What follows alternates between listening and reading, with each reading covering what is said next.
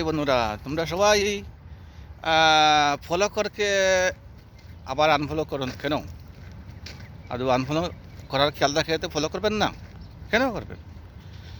যে কোনো মানুষকে যখন ফলো করবেন তখন তুমি আনফলো করবেন না, এটার কারণ তো বুঝি নাই। আপনার ভালো লাগলে ফলো করবেন, নাইলে করবেন না। কেউ বলতেছে না যে আমি ফলো করতে হইব ওকে, ঠিক আছে?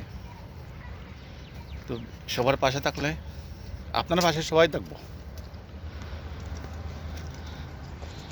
আমি যতজনকে ফলো করি আমি কাউকে আনফলো করি নাই।